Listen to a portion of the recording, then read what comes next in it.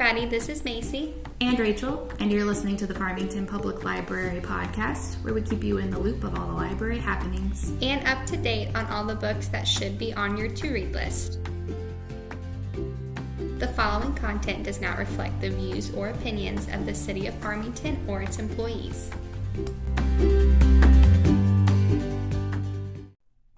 Hi everybody, thanks for tuning back into the Farmington Public Library podcast.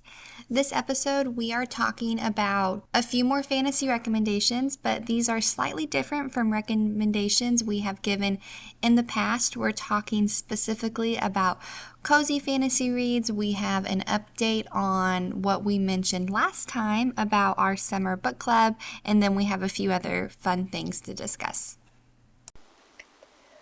A few episodes back, we did a brief announcement of the summer book club that we will be doing. And the summer book club is not an in-house event that we're having. It's something we're going to be doing on the podcast. We have decided for this summer to pick 2 titles that we're going to read together. And then on the podcast, like you would at a book club, we're just going to take some time to discuss the book. Right. And the first book we've decided to do is the first book in the Crescent City series by Sarah J. Maas, House of Earth and Blood, which we, of course, do have here at the library.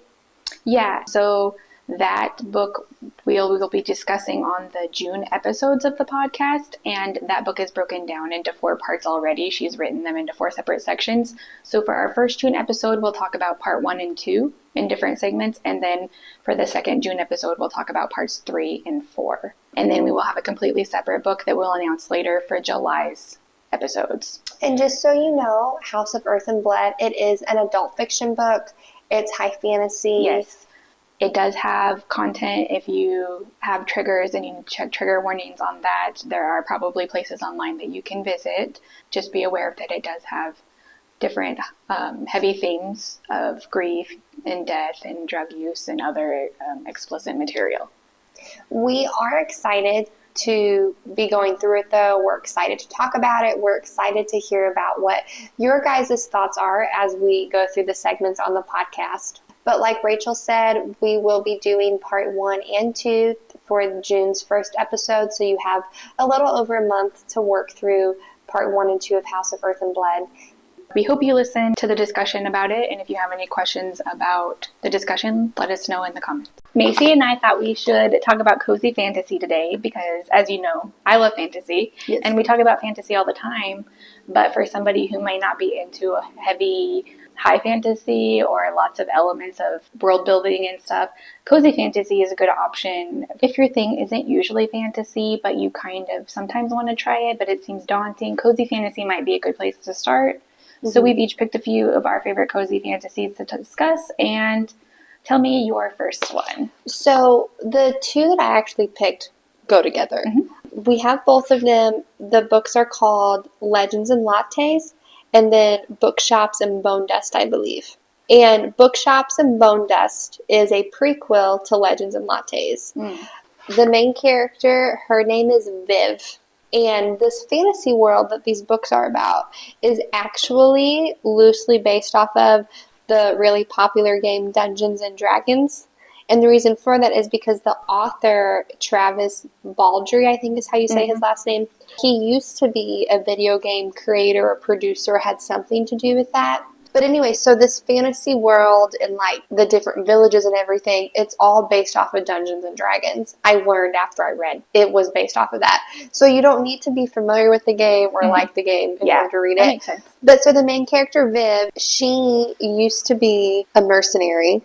And on one of her last missions that she has to do, she gets injured and has to recuperate in this teeny tiny village type area. And it's about her involving herself in the village and how she's like, I don't think I want a high stakes life anymore.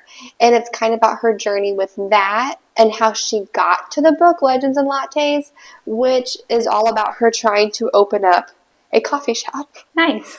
So she's like an assassin turned coffee shop owner, because while she was in this little village recuperating in the first book, she discovered coffee and was obsessed with it. And that's kind of how it steamrolls. So while there is some bigger plot points in it, it's just a really fun read. So would you say that you related to her coffee obsession? Partially, maybe, yeah.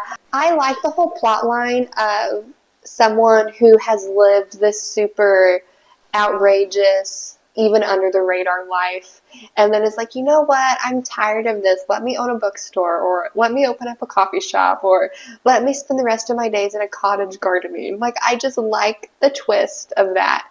My first choice is, of course, Howl's Moving Castle. Yes. That's not surprising if you've listened to any of our other episodes. I don't think I found a way to bring it up in every episode, but We've mentioned we it a couple definitely times. talked about it a few times. So just a brief overview of the book. This story follows Sophie, who's the eldest of 3 daughters, and she's kind of destined to fail. So she's kind of like accepted that about herself. Wait, I have a question. I'm sorry about the plotline. What do you mean she's destined to fail? She just gets a lot of flack, Okay. if that makes sense. Mhm. Okay. And she's kind of like just accepted her place as doing really mundane day-to-day stuff and doesn't like long for anything. One day she offends this lady who comes into this hat shop she works in, and this lady turns out to be a pretty big deal. She's the Witch of the Waste is what they call her. Oh. And she curses her to be old. So Sophie looks old now and feels old. The only way she can think to fix herself is to go to this Howl's Moving Castle. It's literally, he's a wizard. He lives on this castle that never stops moving. Oh, wow. And so she goes there under the pretenses of employment, basically. So she works for him and cleans. That's kind of like assistant to the villain almost. She finds out about Howl a little bit, and that he is heartless, like literally. So she has to kind of strike a deal with this fire demon named Calcifer who lives in the castle. He's just a fire, if that makes sense. Yeah. And also figure out how to beat the Witch of the Waste in getting back Howl's heart and getting rid of her curse. Interesting. So there's probably a little bit more world building as far as kind of getting used to some of the ideas of the characters, especially because Calcifer is a fire and stuff. But I wouldn't say that it's complicated. And the stakes are probably mildly high, but I wouldn't say that there's like a ton of action all the time in the book, if that makes sense. Mm-hmm. And then I realized for my second pick, I picked The Paper Magician.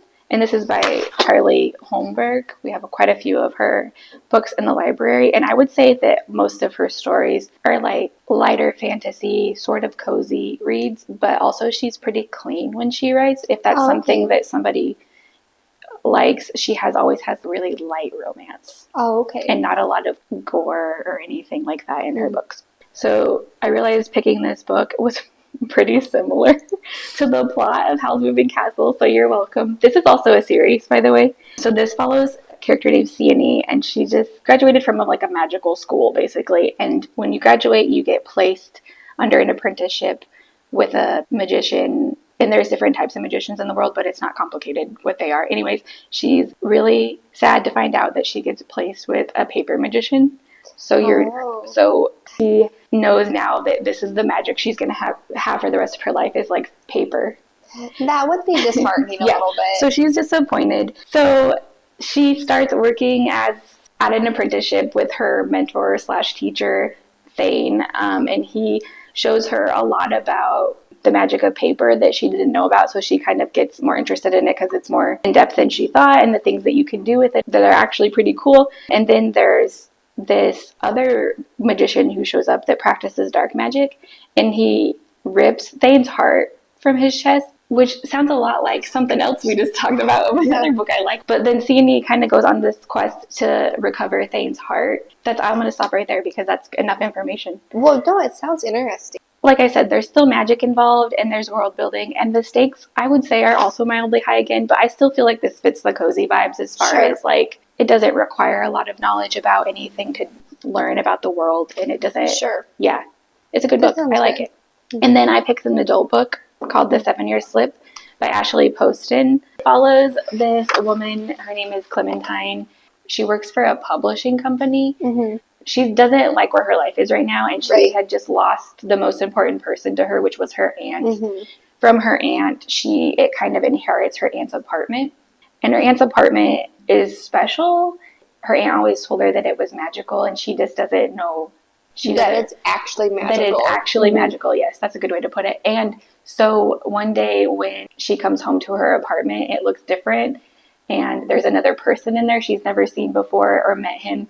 And he tells her that her aunt had let him stay there as a favor. Right. And it turns out that he is 7 years in the past when she meets him, and she's in the future, which is kind of confusing, but it's not when you're reading it. Right. So anyways, they become friends, and there's a lot of stuff about her aunt's journey in the apartment as well. There's some back and forth about how her aunt experienced the apartment. But basically, yeah, the 7-year slip is like a time slip in the apartment. So sometimes when she shows back up to her apartment, it's not in the past, and sometimes she runs into this stranger. Clementine's also in a place where I think she's not... she wasn't looking to like fall in love. I think that's pretty obvious right away in this story. Things happen and you kind of go on this journey with if she will or won't with Ewan. And I think there's also a different element to the book, because with this apartment being magical and the 7-year slip that they will fall into sometimes when Clementine runs across the man that she found in her apartment, while she likes him at some points, when they're in different times, that's true. He's a different person because he hasn't yet become who it is that she ends up really having feelings for. And so that's an interesting element to deal with. That's true. So in addition to the cozy fantasy aspect of the book, which does have to deal with the apartment, it's also kind of a right people, wrong time element. That's true. That's a good point. So we thought we would do a different type of book recommendation. Mm-hmm. Instead of sticking to one certain topic and going from there, we thought we would use different prompts and recommend books from those prompts. So I feel like it's been a little bit of a stretch for both you and I to come up with titles, because some of these prompts are just very specific. They are very specific. And yet some of them are very broad. And I'm saying as if I'm inconvenienced by this, but I'm the one that made these prompts. But I think it'll be fun. Okay. So the first one is, if someone says they want a book where the main character craves academic validation, what would you suggest? Divine Rivals. I know we've talked about it before, but both of the main characters, I definitely feel like fit that vibe. They're not in an academic setting, but they are smart, competent characters competing for a journalism position. And I feel like, so Divine Rivals, I know they're not in an academic setting necessarily, but I think both of the characters crave a validation in their field of journalism, and they both are very competent and smart characters who are competing against each other for that higher up position in the story. So I think their rivalry with each other and their love of journalism kind of fuels, their academic validation in a way, if that you want to call it that. So I think it kind of fits a little bit differently, but maybe, do you have something more academic? I think it's similar to yours slightly.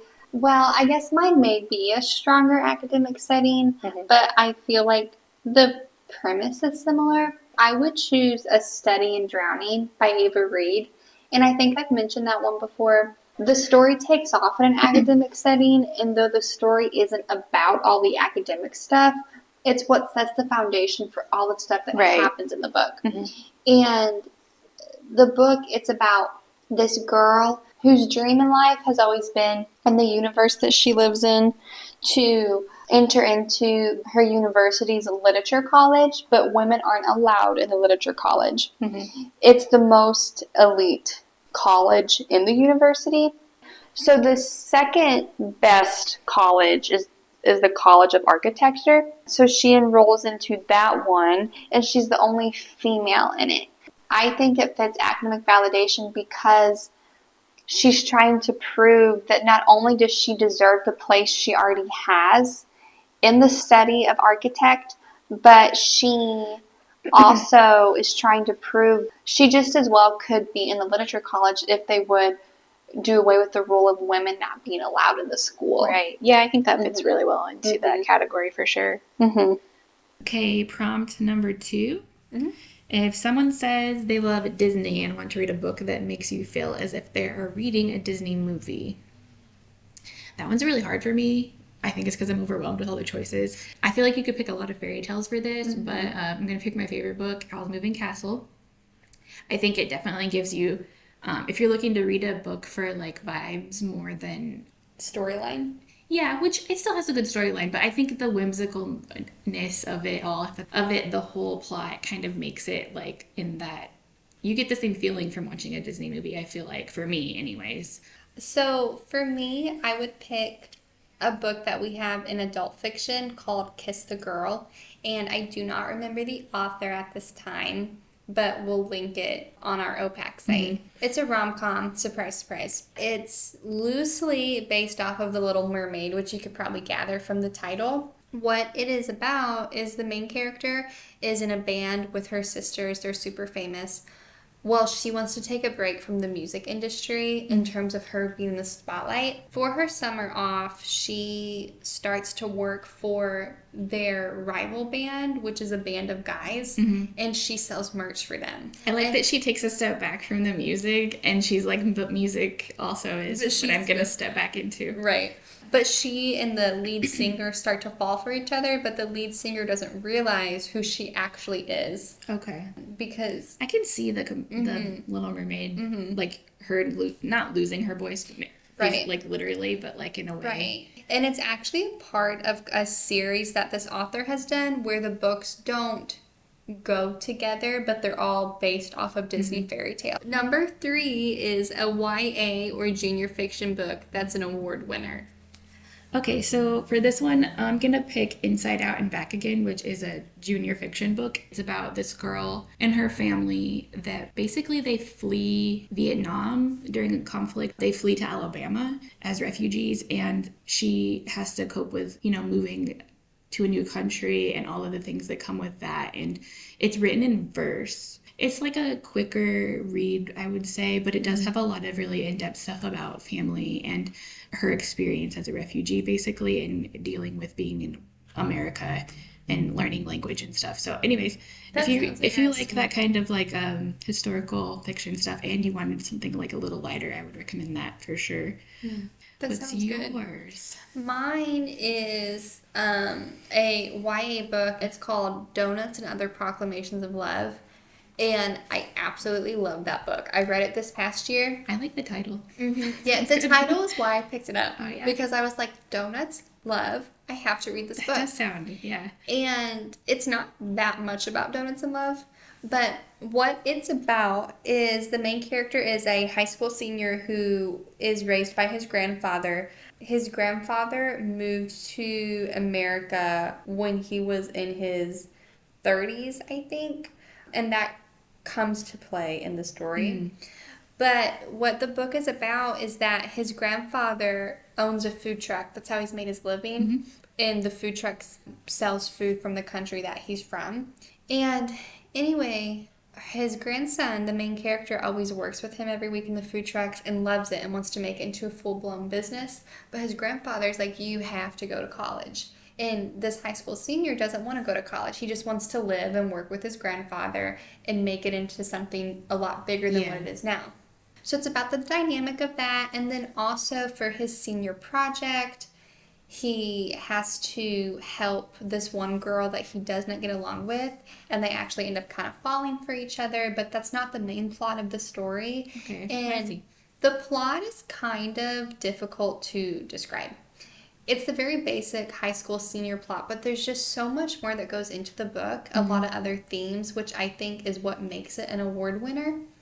And I don't want to say, read it, I utterly love it, because one of my biggest pet peeves is when someone recommends a book and talks about how much they love it, but then they don't actually talk about what the book is about. The book, it's about a high school senior who is raised by his grandfather who's struggling with what path to take after high school because between what he wants to do and what his grandfather will support. And then he has this thing going on with this female student that he just doesn't understand, and it's a really good book. It does sound like a really good coming of age type of story, so I could see why it's probably, especially if it's really good, why it would be an award book. Yeah. And also, just a side note on the award books, the cart that we have in the library for award books is the Missouri award-winning books for children and young adults and junior stuff. So there are 4 different award types on there, and if anybody ever comes in and has a question about that, there's a list that's on there, and we label all of our books that are on the cart, so we keep all the current award winners out there for anybody who's interested. The next one on here is if someone wants to read a suspense author but doesn't want to read James Patterson. So I'm not much of a suspense reader, especially adult suspense stuff, but another staff member recommended the 7.5 Deaths of Evelyn Hardcastle to me. And so that's been kind of on my radar to read soon. And from what I understand about it, because I didn't want to read too much about it because I kind of wanted to keep it open when I do read it. I know that it's got a time loop situation in it. Oh, I love those books. And that the ending is like pretty, I don't want to say controversial because that's not it, but I guess you don't see where it's going to end up necessarily or what's going to happen. So that's why I'm keeping it vague for myself specifically. But yeah, that was recommended by another staff member to read. So I trust her judgment. Mm-hmm. If I had to pick a book for this, I would not pick one, and I would just recommend the author. Ruth Ware. I like Ruth Ware a lot. Yeah. To be honest, I don't know how similar her stuff is to James Patterson. I haven't read a lot of James Patterson, but Ruth Ware, and I think I've talked about her before, she's a mystery suspense writer. She's not super thriller, but mystery suspense. And her stuff is really good. At least I think it is. And so I would probably ask if they've ever read anything by her. I see that, yeah. And I would recommend to start either The Woman in Cabin 10, I believe, and I would recommend The It Girl. Okay, yeah. Well, and to be fair, this question, it probably depends on if the person was like, I don't want to read James Patterson, but can you recommend any suspense books? Or they're like, I've read all the James Patterson books. And I want something that's similar. That probably does depend. They want a suspense mystery. Yeah. They don't want James Patterson. Why they don't want James Patterson. Right, that's true. Yeah.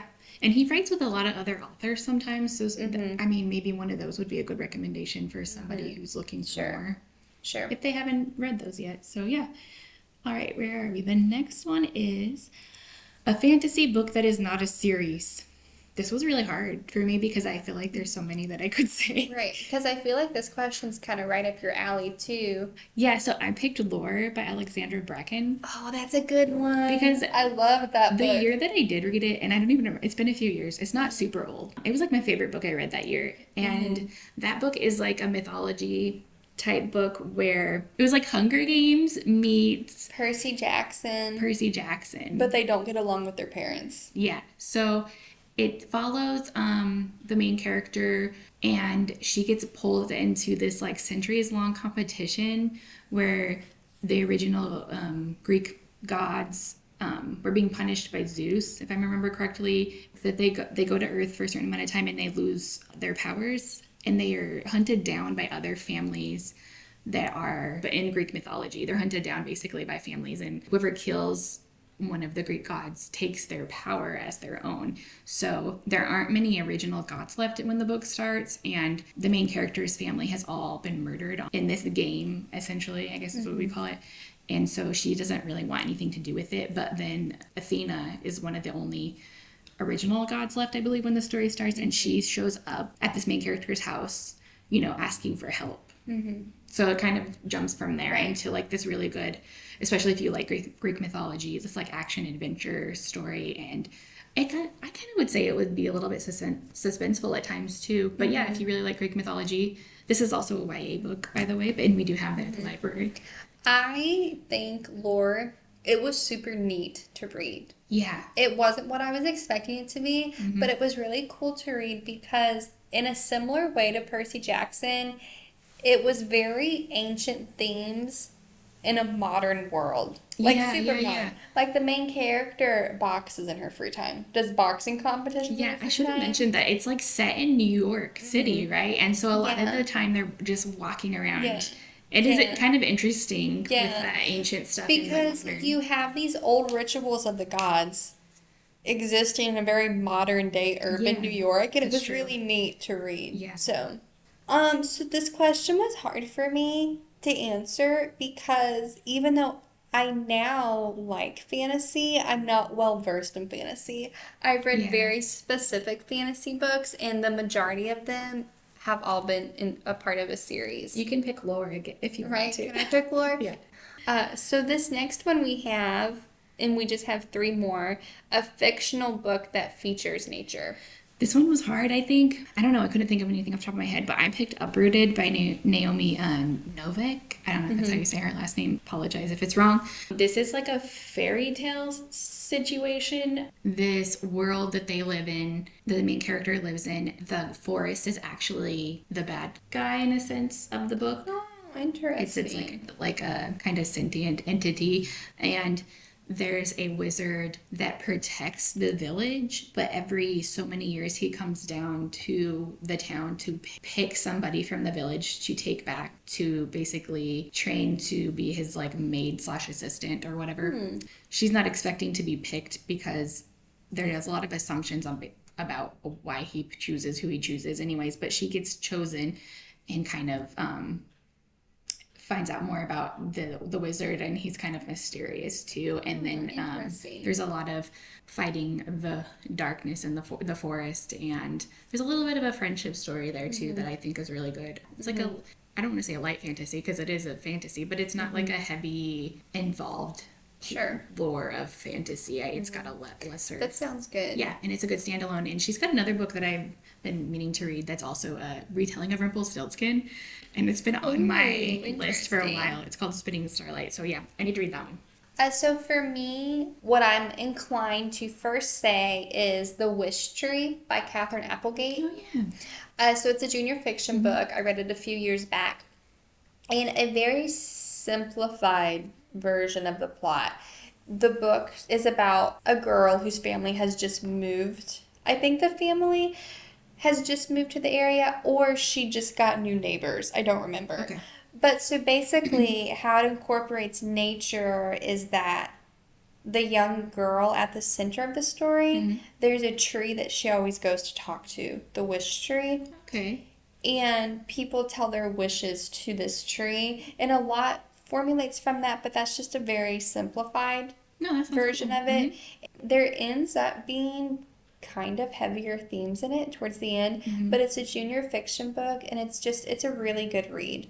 And then also, I think if we're going to talk about books that feature parts of nature as a character, the English major in me kind of has to bring up Jack London a little bit, which The Call of the Wild, Yeah. and then To Build a Fire, which The Yeah. Call of the Wild is a novel, To Build a Fire is a short story. Those are really good suggestions that I wasn't thinking of nature in that way necessarily. And while I don't think we have either of them, we do have a book of Jack London's collected novels and short stories, so I would be willing to bet they would be in that. Probably, yeah. Would be in that book, and so we will link that as well. But yeah, Jack London just does a great job of making nature, even if nature's not a main character, he does such a good job of making nature a powerful part of the story to where it dictates the story. Right. Okay. And the next one is if someone says they want to read a memoir but with a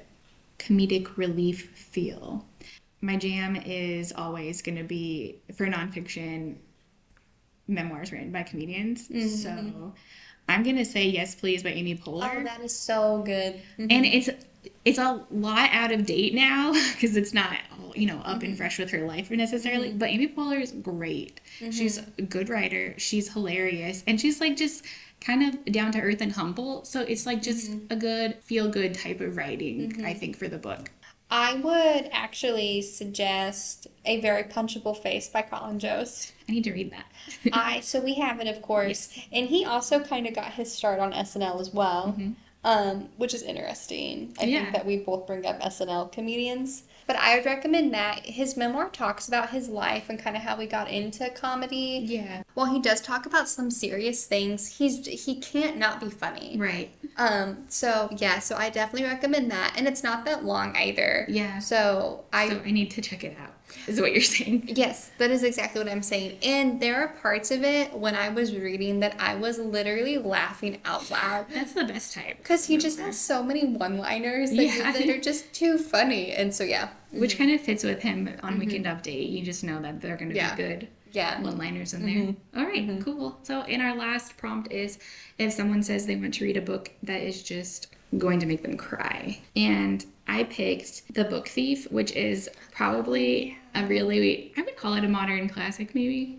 Maybe that's a stretch, but a lot of people probably have read it. It's kind of an interesting book too because it's not told from the main character's perspective. I believe it's narrated by Death itself, and it's about this younger girl who, in the middle of a war-torn country in World War II, I think she's a foster kid, and she kind of learns how to read throughout the book, and then ends up she starts to steal books and read them and share them with her neighbors and her community and stuff. It is a very sad story. There's hope in dark places vibes, but also, ultimately it is just a really sad. If you wanted to cry and read a historical fiction book, I would say that's the one.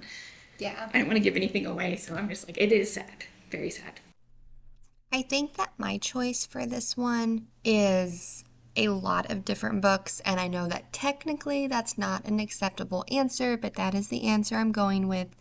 Pretty much any book that involves a couple who are meant to be in the sense of they love each other, they are perfect for each other, but yet at the end of the story, they just are not able to be together because of something else going on, or one of them dies, which I know is morbid, or if it's a mutual decision that it's just not in their best interest to be together, but they still love each other. Any book kind of with that plot and that finish always rips me in two. So to close out this episode, we thought we would talk about kind of our personal reading setups that we have going on. A few episodes ago, we talked about our personal reading styles of, do we read multiple books at once? Do we mix genres? That type of thing. Yeah. So we thought it would be kind of cool to talk about how we set up our reading time. As in, are you a coffee drinker when you read? Do you drink tea? Do you eat snacks? Do you have music on in the background? Because honestly, I used to think that people just would read. That's it. But some people have a whole routine that they do when they read to set the atmosphere or vibe. So I'm kind of curious as to what a setup looks like for you. That probably depends on the day or time of day a little bit because... Okay, hold on. Oh, okay. So let's set the stage. Think about it like this. It's a Saturday. You're home all by yourself with your dogs. The weather's nice. You have no plans but to just read that day. Okay. How do you set it up? Well, I'd probably just read in my chair in my living room, probably make coffee. And do you do hot coffee or iced coffee? Yes, hot coffee, of course. Almost always. Yeah, so I'd have my hot coffee and I'd read in my living room, just on my recliner. I do this thing that my husband calls the book pile. Anytime I'm reading, I will pick up whatever books I'm reading currently, and sometimes I'll pick up 3 or 4 random ones that I think I might want to read also. So sometimes I'll have like 8 books and I'll just walk into the living room like that and set them down. And he's like, oh, the book pile. And I'll be like, yeah. And sometimes I'll just read 2 of those books, and sometimes I'll read 5, it just depends on whatever I feel like doing. But if it was a Saturday, that's how I would start. And if I continued to read all day, at some point in the day, I would probably go for a walk and I would switch to an audiobook. I like to do a little bit of both. I don't read as many audiobooks as I do physical books, but I do occasionally enjoy an audiobook. Will you listen to any type of book on audio, or do you normally just listen to a certain genre on audio? I think I'm more flexible in my audiobooks, which is probably a weird way to put it, but if I'm reading a physical book, it's almost always a fantasy or something like the latest of something I've been waiting for or my favorite authors. And the audiobooks are less, not things I had necessarily waited for. I'll do different genres sometimes on there that I normally wouldn't read. Sure. Because it's a little more casual and I can always do something else while I'm doing it. Sure. That's mostly how I would read. Mm-hmm. I don't usually have a snack situation. I actually don't really love laying down while I read. I like to sit. Mm-hmm. That's probably a little strange, but yeah. No, yeah, I get it. How about you? Well, if I'm going to take my own scenario, which I gave you, I'll decide what I'm going to read that day. So if I'm already in the middle of a book, I'm going to finish that, but I'll probably have a book that I'll start after that. And I always have coffee, especially if it's in the afternoon or in the morning. I'm going to read with a cup of coffee. Now, if it's later in the evening, I'll drink cinnamon tea, which doesn't make a difference. That's very specific. It is, but I like to drink cinnamon tea in the evenings because it feels more cozy to me. I can see that. Even though it is caffeinated, I still justify drinking it because it's not coffee. So, there's that. But I always like to have something to drink when I'm reading. I don't really eat snacks when I read. Me neither. Because I get too stressed about getting anything on the pages. Even with my own books. I get that too. I will say, though, that if I'm reading a book that's a very light and fluffy read, I will sometimes eat popcorn when I read those. Do you ever read an audio or an ebook? I do. Probably a couple years ago is actually when I first started listening to audiobook. If I am listening to an audiobook, it's because I'm exercising or running or I'm on a walk or something. And I used to never listen to audiobooks until I had read the physical copy of the book. Mm-hmm. Because the reason I got into audiobooks was because I would be out running or walking and I would think to myself, oh my gosh, I wish I was reading. I don't want to be doing this. So I was like, oh, let me take some of my favorite books and get them on audio. Yeah. But now I actually am to the point I will read a book for the first time via audio, but I don't listen to audiobooks just around the house. Unless I'm cleaning or doing some type of I'll do it if I'm cleaning. Mm-hmm. Something really mundane, like laundry. Mm-hmm. I also feel like if I'm reading a book too fast and I want to slow it down, I'll listen to it on audio. That's interesting. So, yeah.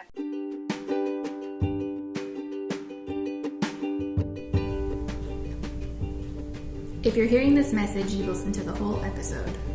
What we really should say is thank you for listening, but as much as we love having listeners, we would love it even more if we saw you at the library. For questions, call us at 573-756-5779.